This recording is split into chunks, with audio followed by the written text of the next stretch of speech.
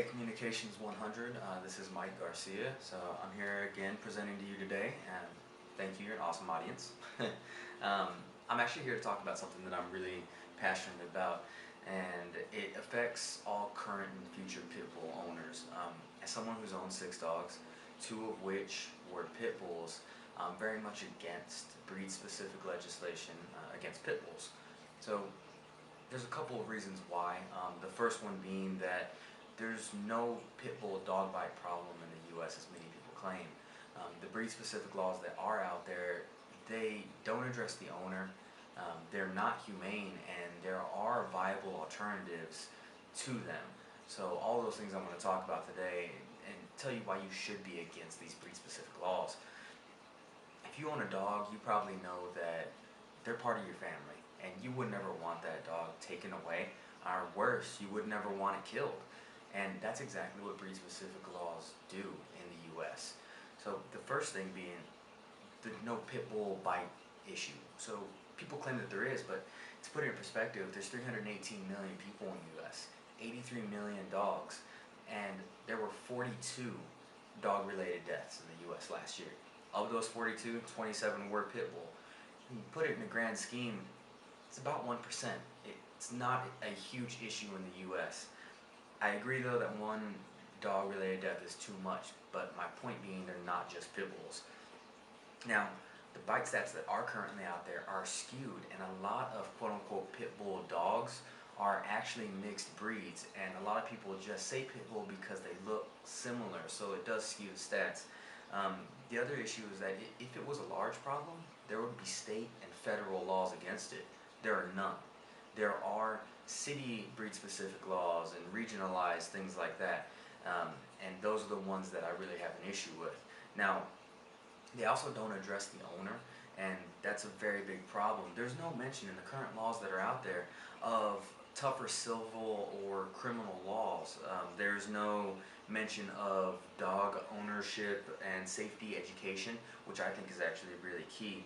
And then there's also no mention of things like maybe requiring insurance or requiring spay and neuter your animals after a second incident, something like that.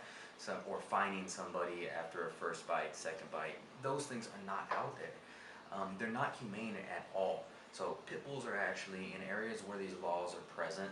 They're taken away from your family. You're given 15 days, and if you do not comply, then you have to give up your pit bull or you have to leave.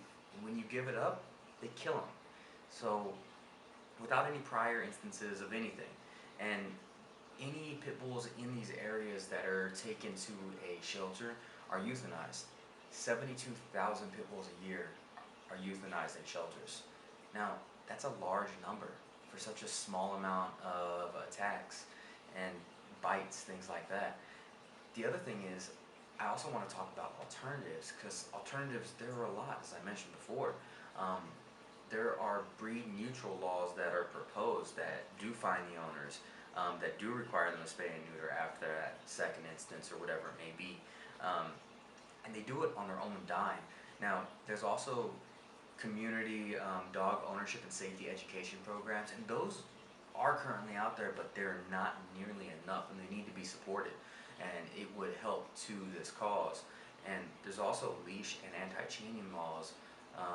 Leash and anti-chaining laws are something that need to be a lot more widespread, keeping your dog on that leash, and anti-chaining so it's not just chained up outside all day, because it's bad for the dog. The plan really though, going forward, would be to implement these alternatives. I mean, support education programs in your neighborhoods that actually show how to safely and properly own a dog, not even just the pit bull, but dogs in general. Definitely fight for leash laws if they're not present in your area.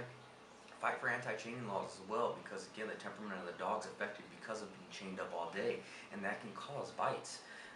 Definitely vote for breed-neutral legislation. Dog bite laws. Those are the things that I think are really more important than having breed-specific ones. Put the onus on the owner, not the animal, if something were to happen. And I do think that the steps together will make it better. I mean, from a community safety standpoint, it's not going to be just an illusion of safety. If all these things are implemented, it's going to be a real safe area.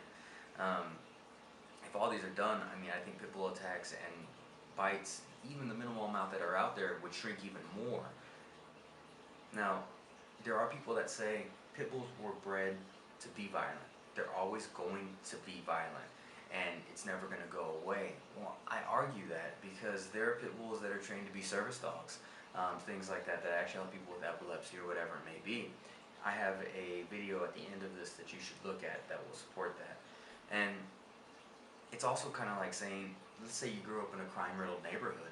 I mean, are you gonna always commit a crime because you grew up in that area? No, there's people that do better and never commit crimes that grow up in areas like that. I mean, it's profiling, 100%.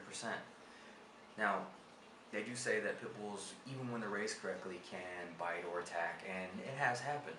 Rare, but it has happened.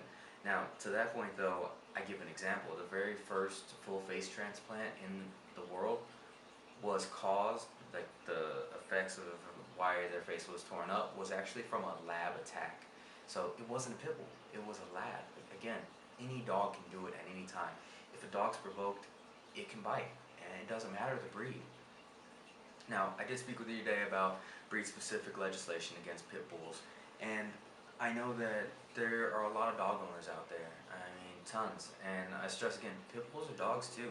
They're not bad, terrible animals. I mean, they love, they care, they do everything a normal dog would do.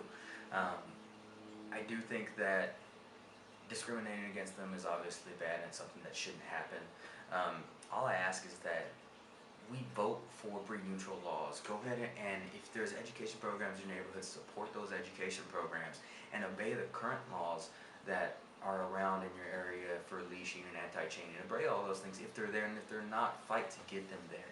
Now, with pit bulls being dogs, they're not just weapons to kill like so many people think they are. They get a bad rap, and they're really a great breed. Don't hate on a pit bull because of its breed's past. Look at the dog itself and what that dog is, and just know that you look at your Pomeranian, if you own a Pomeranian, as a great, beautiful dog. That's how I've looked at both my two pit bulls that I had previously. They were great dogs. Neither one of them ever attacked anything, and they were great with kids. So, a previous pit bull owner, again, I'm passionate about it. I very much am passionate, and I hope that what we talked about today made you think twice about pit bulls. So, thank you very much.